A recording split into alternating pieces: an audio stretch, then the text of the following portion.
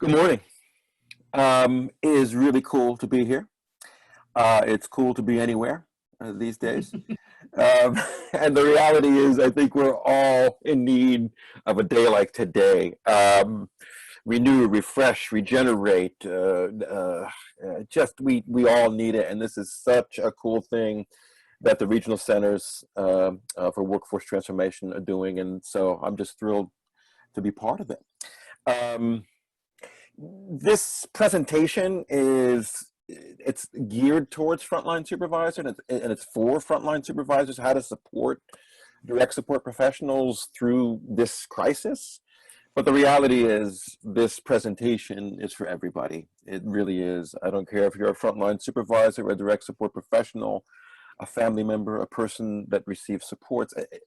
This, what we're going to talk about, what I'm going to talk about for a few minutes, it's about all of us, and it's how we can maintain, how we can get through a crisis, and we're all doing it. We're getting through this crisis, and it's a very difficult time right now, and we all get that. But for what we do in our circles, in our professional world, it's a very unique kind of situation that we're all in, because we have the responsibility of not only getting through this anxious time ourselves, but we're helping other people get through this anxious time. And that's a tough thing to do, especially if we're supporting people that have intellectual developmental disabilities, that have maybe mental health issues. To begin with, there's a lot of stuff that goes on in their lives that can be anxiety provoking, but you add all of the stuff that we all are facing, it's an added extra anxiety level that I think we all have to deal with. And with that said, anxiety. I gotta read the definition, because I don't know. I've been feeling it. I bet you've been feeling it. And if you haven't been feeling it, I'd be very surprised. But here, Webster, good old Webster. Here it is. This is the definition of anxiety: a feeling of worry, nervousness, or unease, typically about an imminent event or something with an uncertain outcome. Welcome. Welcome to May of 2020. What is it? May? What is today's date? I don't even know. What is today's date? What the heck is it? May 15th, 2020. There we go. Welcome to Anxiety World, and here we are. But with that, we don't have to necessarily get beaten by it. And that's, I think, kind of what I'm going to talk about just for a few minutes with you. And before we even get to that, I'm going to give you a gift. How about that? You're all getting a check. No, you're not getting a check. I'm going to give you a moment of calm. And this is a bizarre thing to do. And I've done this. I've done this in a webinar we put out. The National Alliance for Direct Support Professionals put out a webinar that was a guided meditation. And I did it, and I felt weird doing it. But what happened, we got such great response. And what it is, I'm just going to guide you through just a relaxation, meditation, guided little thing. All right. And we're just going to take a couple minutes to do this. If you're driving, don't do this. Hopefully you're not driving, but if you're with a bunch of other people, just do it. Don't worry about it. You'll look foolish. I'm going to look foolish. But the purpose of this little guided meditation is to give you just a moment of calm, and I think a time when all of us are not calm and we're anxious. So let's do this. And what I'm going to do, I'm just going to turn off my face for just a couple minutes, because you don't need to see it. You just need to listen to what I'm going to guide you through. And we'll just take a couple minutes and just indulge, not only indulge me, I don't care about me, indulge yourself for this little moment of calm, and do it. All right. Turn your darn phones off. Don't be multitasking. Just take this. It's about 3 or 4 minutes. Okay. And do it. And we can see you, by the way, and we're going to watch you. No, that's not true. Here we go. Let's try this. I'm just going to take my face off the thing here for a minute. Hold on. Okay.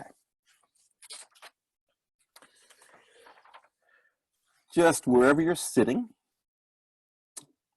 sit and feel where you're sitting. That sounds silly, but feel where you're sitting. Feel the chair, feel the couch, and feel your body sitting. Feel your feet, your legs, your arms. Just feel your body, and start to, if you're in a situation where you can close your eyes, please begin to just close them. Take a moment and just imagine yourself just being a little more calm, peaceful, focused. Breathe. Try to breathe in through your nose, out through your mouth, in through your nose, out through your mouth. If you're wearing a mask, that's okay. You can do that. Breathe in through your nose, out through your mouth. And as you begin the process of listening to your breathing, begin to understand that you're going to be thinking thoughts, lots of them probably, and that's okay. Let them come into your consciousness and let them go, but just try to conjure an image up of what it would feel like, what you feel like being calm, being peaceful, being focused.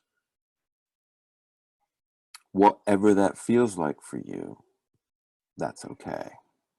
Being calm, being peaceful, being focused. Maybe you're already feeling a little bit more calm, peaceful, and focused. Your mind is wandering. It's okay, let it wander. But go back to your breath. In through your nose, out through your mouth. And however you're feeling, hopefully a little bit more calm, peaceful, and focused, you can remember this. You can remember this place, wherever this place is, you are. It's your place. Nobody can take it away. It's your place of being calm, peaceful, and focused. And you can conjure up this image in the days and the weeks ahead. You can go back to this place.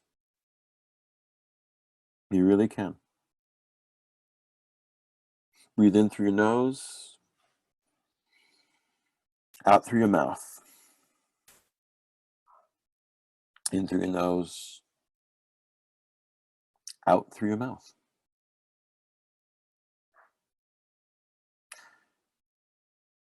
Hopefully you're feeling slightly more calm and peaceful and focused. Begin to listen to your environment. Maybe there's some phones ringing, or maybe there's some people talking, and that's okay. And you're going to be coming back from your place of calm and peace and focus, and that's okay.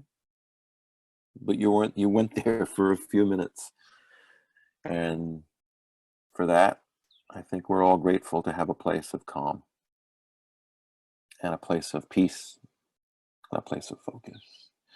And slowly just begin to breathe a little bit more normally and a little bit more regularly.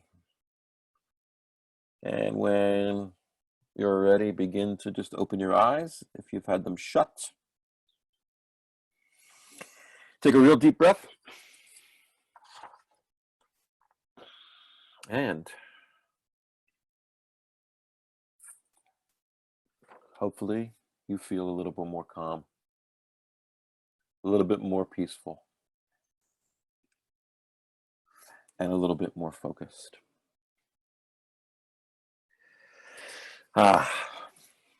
I know I am.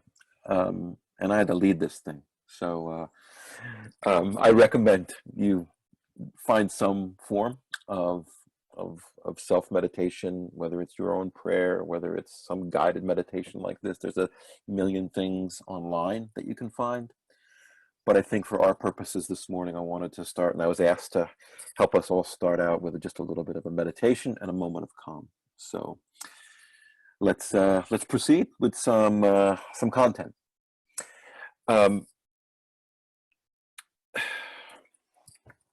How can we, because for the most part, this is a conference for frontline supervisors, and that's wonderful. Managers and administrators and directors and that kind of thing, that's great. And as much as we need support, our role as those frontline supervisors, as administrators, as leaders, is to support the direct support staff and the direct support professionals and the job coaches and the ComHab staff and all those incredibly essential frontline workers. You're an essential worker too. You're an essential employee as a frontline supervisor, and you, as much as the direct support professionals, need the supports we're going to talk about and the things that can help you through this time. But the reality is, your role, one of your primary functions, is to mentor and coach and supervise direct support staff. And we all know in these anxious and anxiety-filled times, that's a hard thing to do. So some of the things that I'm going to just offer you are nothing new under the sun, nothing that I have come up with that's, groundbreaking. These are things that I think if you put in play with your direct support professionals that you're working with, and even with yourself and with your family, they can decrease the anxiety and increase our hope and our well-being, and certainly the well-being for the people we support. So just going to offer you a few ideas, and let's kick them around. And I think this is the first thing we need to do. And I'm telling you first that you have permission to feel afraid, to feel frustrated, and even to feel angry in these times. I don't care what your political persuasion is, how old you are, your gender. It doesn't matter. I think what has gone on these last few months for all of us has created lots of fear, certainly frustration, and I know for me, anger. It's interesting, the root of anger, when you get angry, the root of anger stems from being sad, from being terrified, from being in pain, or being frustrated. Think about the last time you were angry. Anger just doesn't happen. It doesn't happen like that unless you have maybe a neurological condition, then it certainly can happen. But for most of us, anger stems from those four things: sadness, terror, being in pain, or being frustrated. And if you think about the last time you were angry, right, trace it back. You'll trace it back to probably one of those things. That said, in these times, we have to give permission for people to feel these things.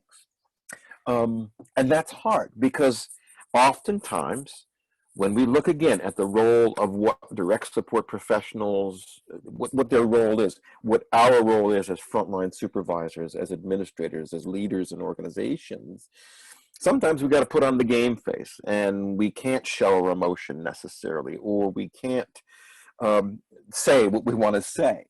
Now look, there are some boundaries, of course, but the reality is, at this time, especially in a crisis like this, we've got to be monitoring our direct support professionals so that they don't necessarily become inappropriate with their feelings. But at the same time, and this is the balance act that you got, and you got to figure this out. I can't help you with this. You've got to figure it out.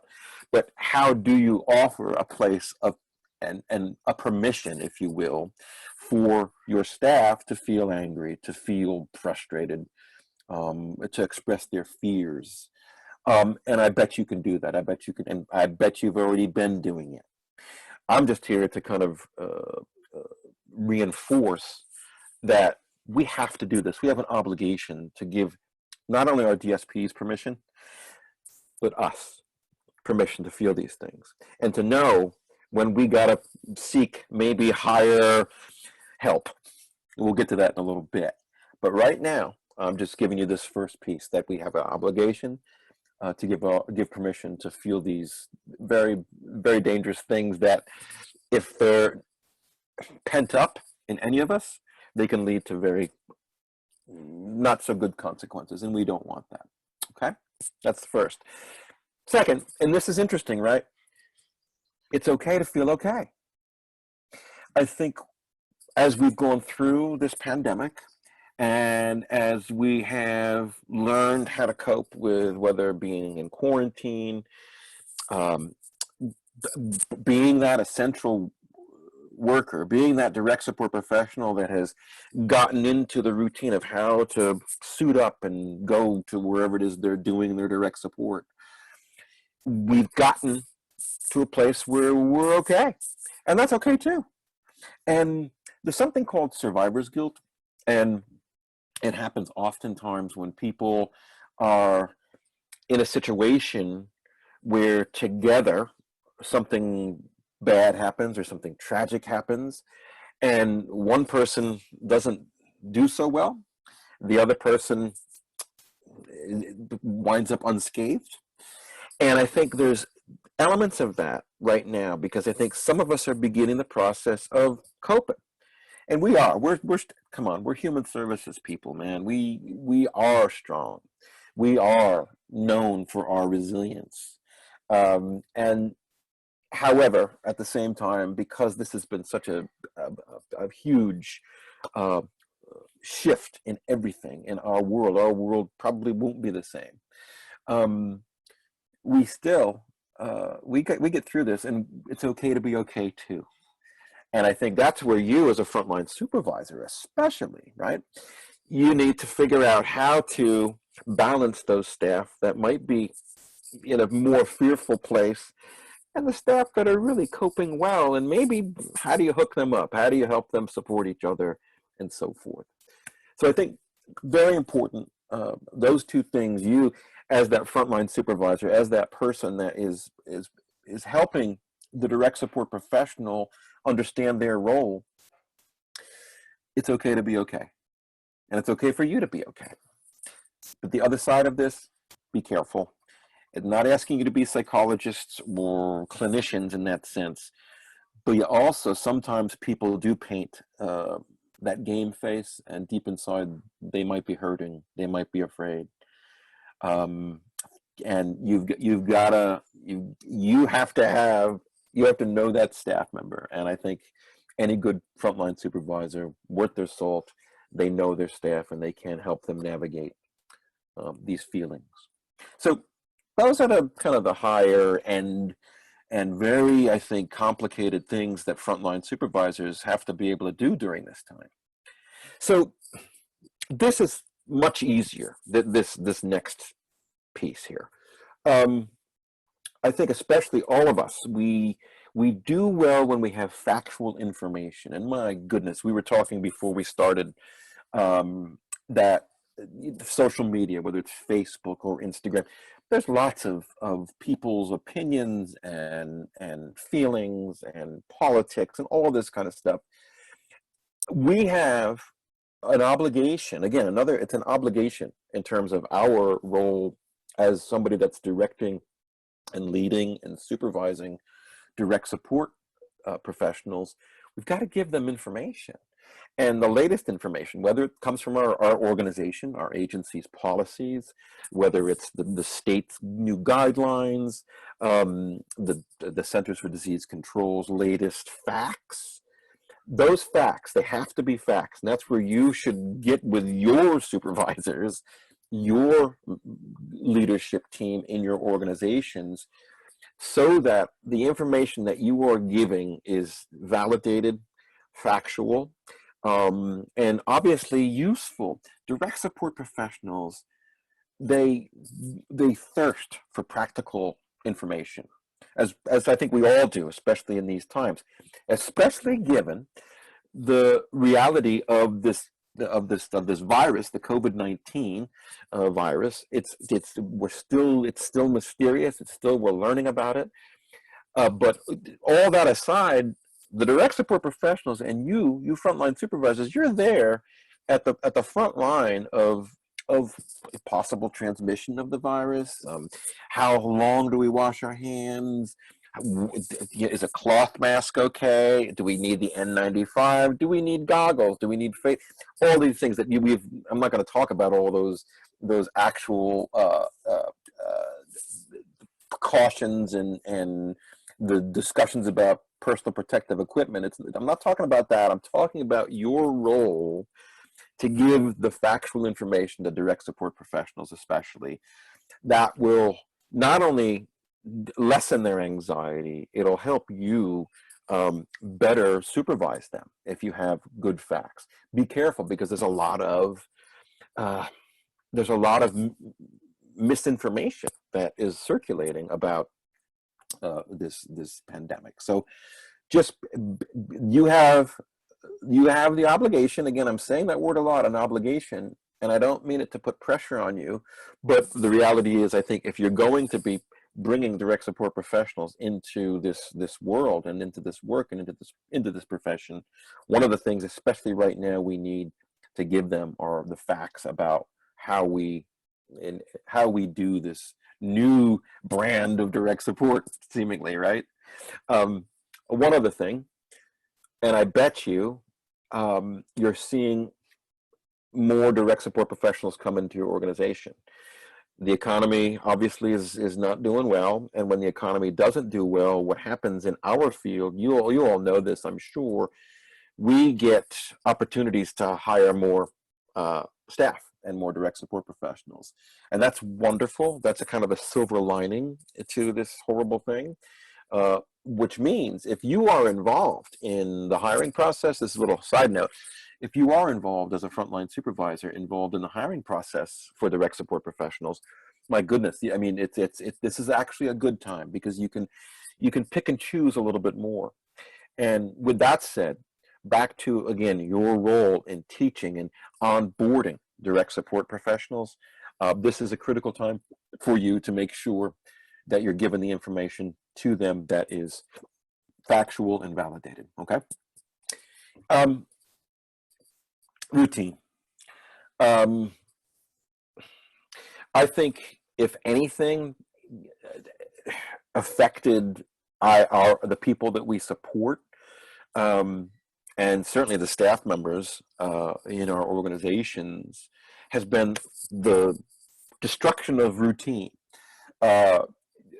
We have been quarantined. We've been made to shelter in place, or whatever it's called, the stay-home orders. And with that, employment for people with disabilities has obviously changed and shifted and has been postponed, or in even the worst case situations, people have lost their jobs, supported employment jobs. Routine is important for all of us. It's certainly important for the people we support, and we know that, especially anybody that is on perhaps the autism spectrum. We do know, and a lot of people with autism will tell you, routine is important for me, and when it gets shifted, it makes it difficult for me to sometimes cope. That said, let's talk about staff. Routines have shifted. I've been talking to direct support professionals and frontline supervisors and people all over North America for the last couple months, and we're finding a lot of we're day program staff, right? Day programs. The 8 to 5, 8 to 4 staff. Those day programs have closed, and suddenly these people that are used to an 8 to 4 kind of shift they're now being asked to do 3 to 11 or even an overnight. And that break of routine is difficult for human beings. Human beings, we are routine creatures for the most part. Now, if you, as a frontline supervisor, can create more regulated and more routine types of settings and situations for your staff, it will help everybody. That's hard to do right now. We get that. I get that totally. But what it can do, routine has also, scientifically, routine has neurological benefits. When we get programmed, it helps us navigate our human daily life. And when routines get screwed up, sleep patterns can change, all kinds of mental health types of concerns can start to creep up when people's routines are shifted, and especially when it's imposed, and this has all been imposed. So that said, routine, very important for you, for the direct support professionals, and certainly for the people you're supporting. And if you can get to some semblance of a routine and create that in your role, in your position, more power to you. I think this is critical. I think when you look at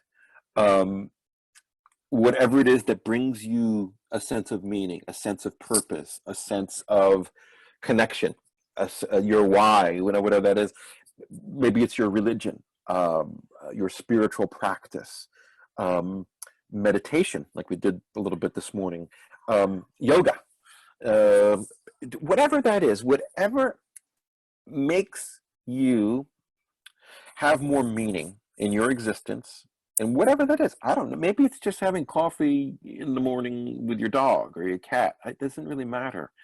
But this is the recommendation. Encourage the practice of this, not only for yourself, but find out from your direct support staff what brings them some meaning. I know a lot of direct support staff are religious and spiritual, and that's beautiful. That's wonderful. Maybe help them and encourage them to take more advantage of that. Because what that does, especially in these very anxiety-provoking times, anything that does give us a sense of meaning and brings back a sense of purpose in this world that's been turned upside down can really be helpful. That sounds obvious, but you'd be surprised how in a crisis situation in our lives, sometimes we forget how important it is to maybe pray or do whatever it is that we do. Maybe it's a bath, maybe it's whatever. Again, there's endless forms of things that can make meaning and be meaningful to people. But ultimately, your role, I'll say, I'm not going to say your obligation in this situation, but I think if you can encourage your staff members to indeed find a place where they can go and just center themselves, that's a great thing. Next, I think connection is vital these days, and it's kind of ironic, isn't it? Here we are on this Zoom thing. I don't know how many of you are out there, but all of us I happen to be I'm in my attic, in my home office. I have done more of these kind of things in the last 2 months than I've ever done.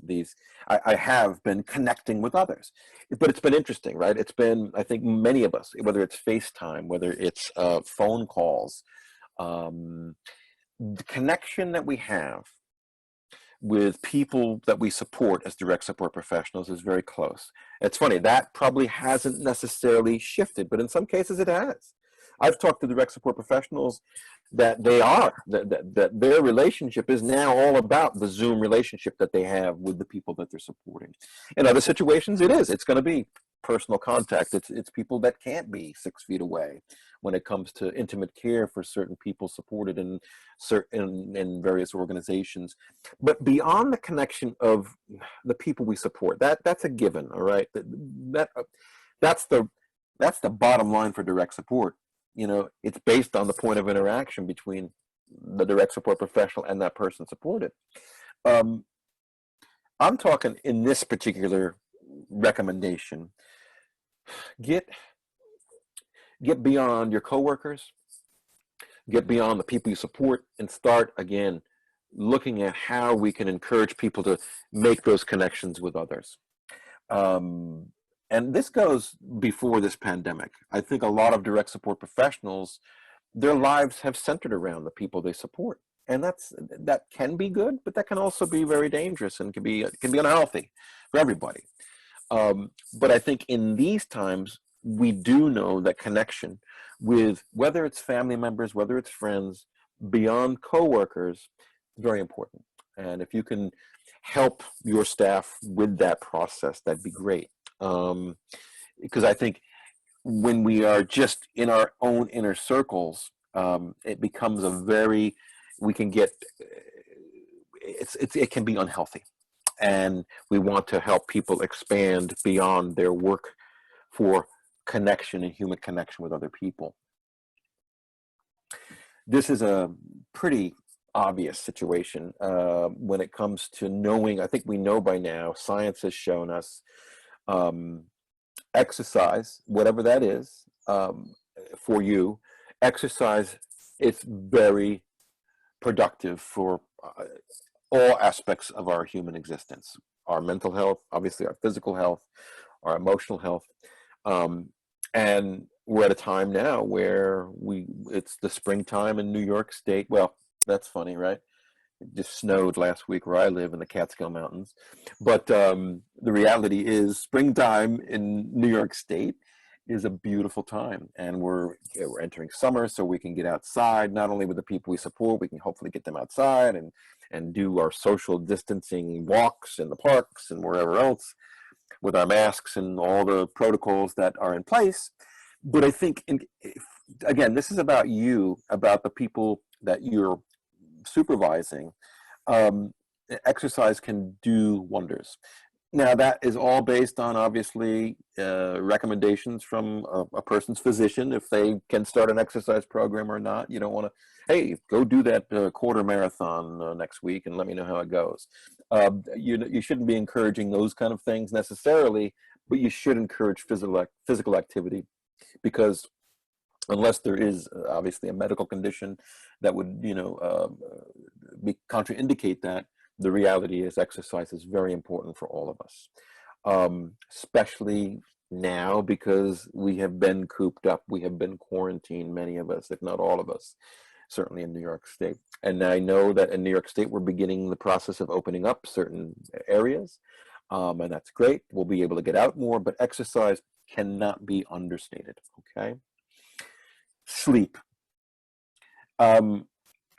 This is a tough one for direct support professionals. DSPs often have 2-3 jobs. Sleep becomes this thing you got to steal. You got to find out how to do it, hopefully not on shift. And what happens, I think, sleep becomes something that's a second or third priority.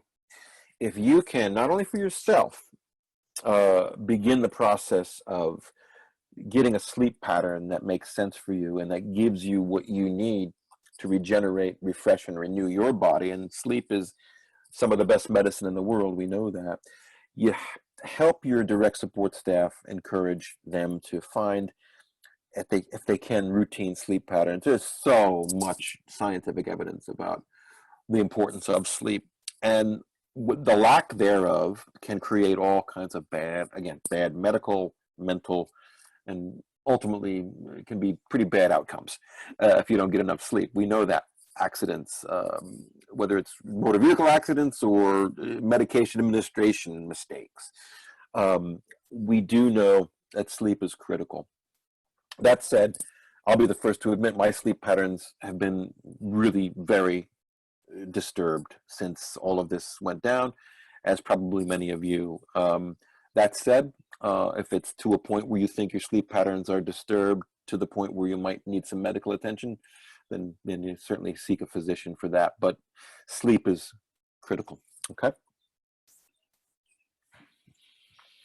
one thing I think a lot of organizations are going to have to do, and we are going to be promoting this at the National Alliance for Direct Support Professionals, we're going to provide resources, especially in New York City.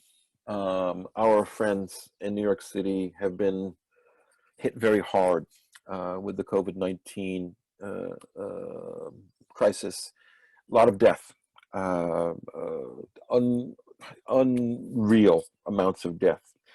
And with that comes grief and mourning. We're going to have to provide, I think, as organizations, and this is not you, the frontline supervisor, that this is, the onus is not on you necessarily, but I think our organizations, we have an obligation to be more proactive in providing professional grief counseling resources for our staff. Whether it's the people we're supporting, whether it's our coworkers, COVID-19 will affect us to a greater or lesser degree. And to begin with, we know how difficult it is when the people that we support pass away. And I think organizations have in place often measures for professional grief counseling, employee assistance, so forth and so on. The reality is we're going to have to do this in earnest in the upcoming years, given what we're seeing with what this has done, what this crisis has done for all of us. And there's absolutely no shame in seeking help and going to a professional for assistance, getting through a grief process, especially if that grief process becomes detrimental to your health and to your employment even. That said, the next thing, I think we do have an obligation to monitor our staff. I said before, it's okay to be okay. I think we also have an obligation to make sure when our staff are not okay, and I think we know. I think if you're a good frontline supervisor, you know if somebody ain't ticking the right way. And you might need to, hey, look, what's going on? You know, doing this without any kind of discrimination, doing this on the basis of your role as a frontline supervisor, making sure that the direct support professional has the mental health ability to do their role.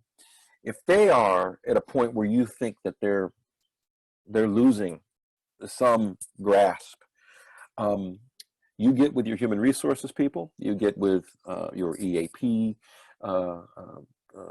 program if you have one, but certainly get with your human resources department. And if it needs to be a situation where somebody needs professional assistance, up to and including self-injurious behavior. I'm talking about the staff. I'm not talking about the people we're supporting.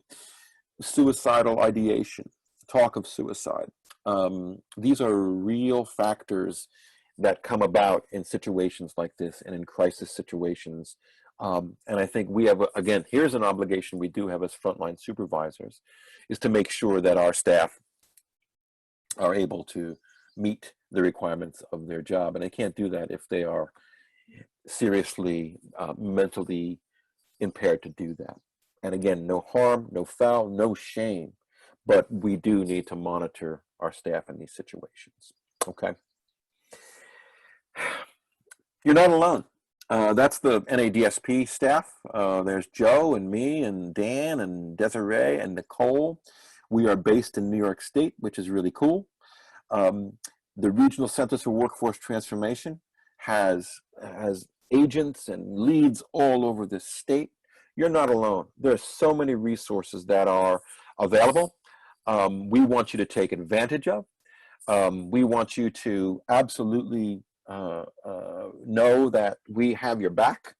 And I want to say thank you to the regional centers for putting on this conference and for allowing me to share some ideas with you.